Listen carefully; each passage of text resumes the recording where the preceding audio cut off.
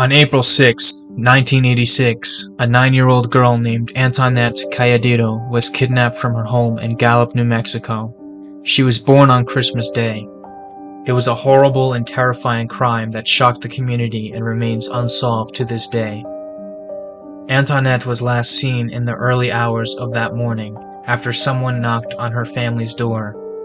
When her mother answered, a man claimed to be a police officer and said that he was responding to a domestic disturbance call. He asked to speak with Anthonette, but when she came to the door, he quickly grabbed her and forced her into a car. Despite an extensive search and investigation, Anthonette's whereabouts remain unknown. Her case has become one of the most baffling and mysterious in the history of New Mexico. But who was responsible for Anthonette's kidnapping? Was it really a police officer who took her, or was it someone else entirely? And most importantly, where is Anthonette now? Welcome to our True Crime YouTube channel, where we delve into some of the most fascinating and chilling cases in history. If you're a fan of true crime, mysteries, and the dark side of human nature, you've come to the right place. Our channel is dedicated to uncovering the truth behind some of the most compelling cases that have ever been investigated. From unsolved mysteries to notorious serial killers, we bring you the facts, the evidence, and the theories that will keep you on the edge of your seat. We're passionate about true crime, but we're also dedicated to presenting these stories with sensitivity and respect. Our goal is to bring you a balanced, well-researched perspective on each case we cover, and to honor the victims and their families. So if you're ready to explore the darkest corners of human behavior, hit that subscribe button and join us on this thrilling journey into the world of true crime. Thanks for watching. In this video, we'll delve deep into the bizarre kidnapping of Anthonette Cayedito and explore the clues and theories that have emerged over the years. But be warned, what you're about to see is not for the faint of heart. The story of Anthonette's abduction is one of the most unsettling and haunting true crime cases you'll ever hear. So if you're ready to be captivated, join us as we uncover the shocking truth behind this unsolved mystery. Anthony Montoya, a father of Italian and Hispanic ancestry, and Penny Cayedito, a member of the Navajo Nation, welcomed Cayedito into the world on December 25, 1976. She was born on Christmas Day. Anthonette and her younger sisters, Wendy and Sanita, were reared by their mother in Gallup, New Mexico following the separation of their parents. Anthonette was praised for having good judgment, maturity beyond her years, academic rigor, friendliness, compassion, and dependability. By the time she was 6 years old, she was helping to take care of her sisters, cooking for them and ironing their clothes for the week. She was well known among her peers for showing concern for others' welfare, especially when they were depressed or in others' need. The family lived in a condo close to Route 66. Squirrel, Anthonette's nickname, spent a lot of time there caring for her brothers. The young girl had a lot of responsibilities at age 9. Anthonette was later referred to as having a caregiver's heart by her younger sister. She liked the music of Michael Jackson and Ronnie Millsap, loved the color purple, and went by the name Squirrel. She attended Lincoln Elementary School in the 4th grade, where she was a focused, above-average student with a passion for athletics and physical activity. In her 4th year there, she won the Presidential Fitness Award. Cayedito was devoted to her religious beliefs and showed great interest in her weekly Bible studies outside of school. She was residing at 204 Arnold Circle, number 9 in Gallup, New Mexico with her mother and sisters at the time of her abduction. On April 6, 1986, early in the morning, Cayedito vanished from her house in Gallup, New Mexico. Anthonette, along with her younger sisters, Wendy and Sadie, were with a babysitter that evening, while Anthonette's mother, Penny, was out with friends at a neighborhood bar. Around midnight, Penny came home and sent the nanny on her way. Anthonette was not in her bedroom when Penny woke up the next morning to get the girls ready for Bible school. She called the police after asking her neighbors for information. Wendy initially shared her account of what happened that night 5 years after the disappearance. Around 3 in the morning, a knock on the door was heard, according to Wendy. Anthonette answered the door while the girls were still both awake. The person answering the door introduced himself as Uncle Joe. When she inquired who was there, 2 men seized her when she opened the door. "Let me go!" The men pushed her into a brown van, screaming, "Let me go!" Wendy didn't see the men's faces, so she wasn't able to identify them. Wendy admitted that she held back at the time out of concern for upsetting her mother and for being disbelieved.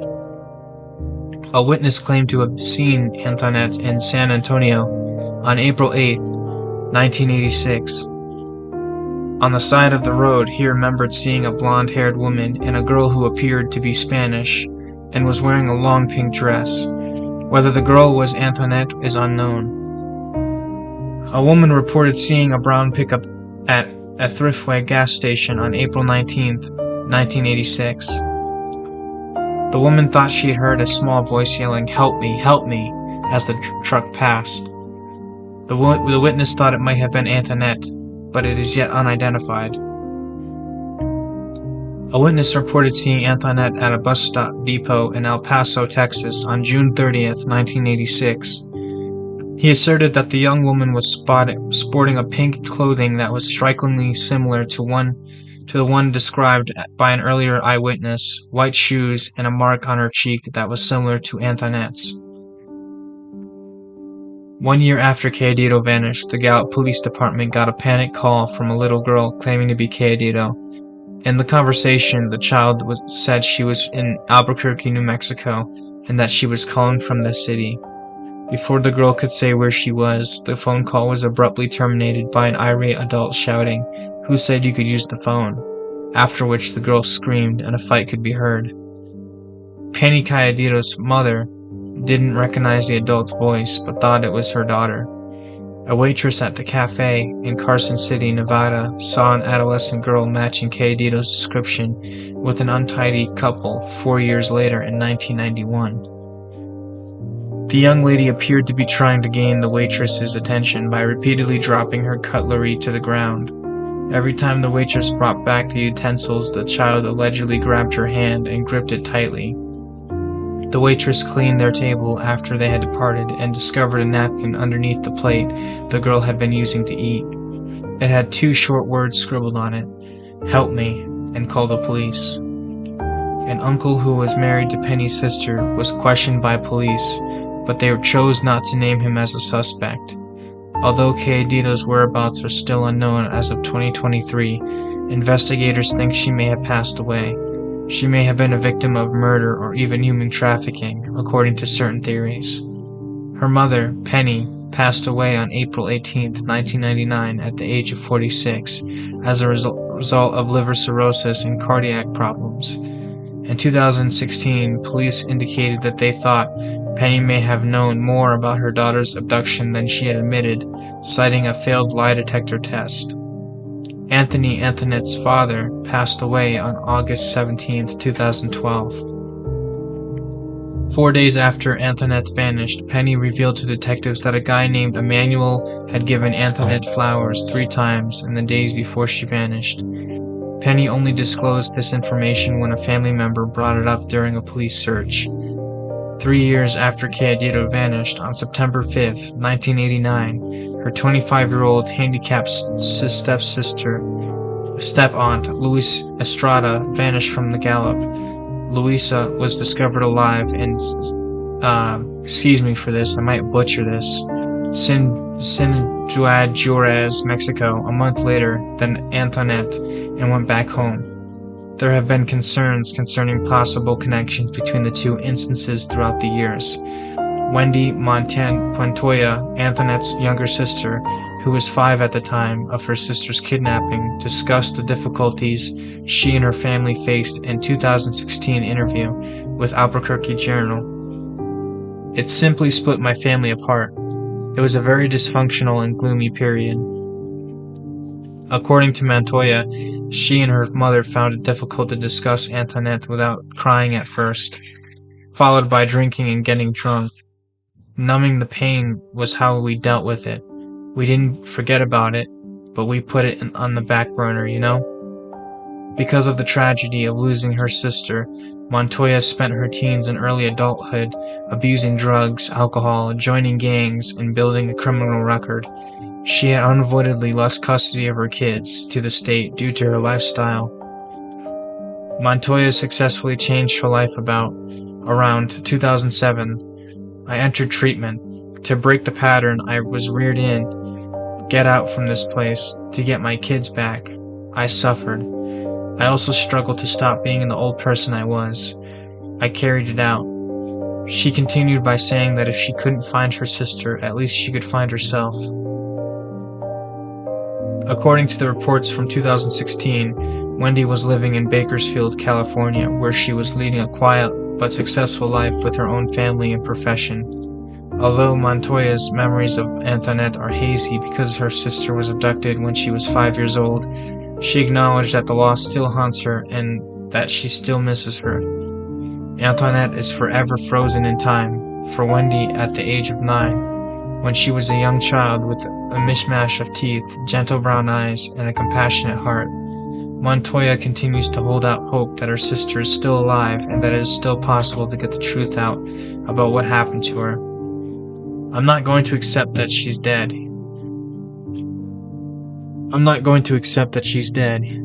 I need evidence. Sadie Acevedo, Anthonette's other sister, was interviewed by Cote TV in June 2022.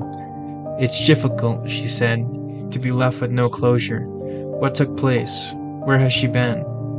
Acevedo was also publicly announced in an interview that her sister, who is still missing, is safe. She is loved by her family. Her sisters exist. We are still trying. Everyone is curious about Anthonette and frequently wonders what she is doing. Has she got kids? She lives what kind of life? A distressing phone call was received by Gallup police about a year later. It was the voice of a young girl who identified herself as Anthonette and informed them that she was being detained against her will in Albuquerque. Police overheard a stern male voice asking, "Who said you could use the phone?" Before the call could be traced, the phone line cut out. It's still unclear whether the call was a nasty joke or if Anthonette herself made it. The disappearance of Anthonette Cayedito is a tragic and heartbreaking case that has captivated the attention of people around the world for more than 3 decades. Despite extensive searches, investigators and investigations and theories about her disappearance remain a mystery, leaving her family and loved ones to wonder what happened to her. There is yet a chance to locate Anthonette, or at the very least learn what had transpired to her. On her right face, nose, ankle, and back, Anthonette has moles. Additionally, she has scars on her mouth and knee. Her eyes and hair are both dark. The Gallup Police Department have a box full of documents related to the Anthonette case, which is still active. Dateline was informed by a Department of spokeswoman that there haven't been many tips in recent years. However, the case receives a new set of eyes to look at it every time a new investigator joins the team. In 1999, Anthonette's mother, Penny, passed away without ever learning what might have happened to her eldest child. As we conclude this video, we want to remind our viewers that cases like Anthonette's are a reminder of the importance of staying vigilant and keeping an eye out for suspicious behavior. It is also important to remember that if you have any information that could help bring closure to this case or any other missing persons case, to contact your local authorities or the National Center for Missing and Exploited Children. We hope that by sharing Anthonette's story, we can help keep her memory alive and raise awareness about the importance of preventing and solving cases of missing and exploited children. Thank you for tuning into our channel and supporting our content. We want to take a moment to remind you of the ways you can help us continue creating quality true crime videos that you love. First, please subscribe to our channel. By subscribing, you'll be the first to know when we release new videos and help us grow our audience. It also shows that you'll appreciate our content and want to see more of it. Second, please like our videos.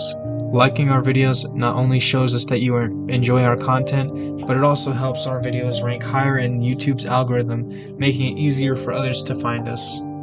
Lastly, please leave a comment. We love hearing your thoughts and feedback on our videos, and it helps us improve our content for future videos. Your comments also help create a sense of community on our channel, connecting true crime fans from all over the world. Thank you for supporting our channel and helping us create engaging, informative true crimes content. We appreciate each and every one of you and look forward to bringing you more videos in the future.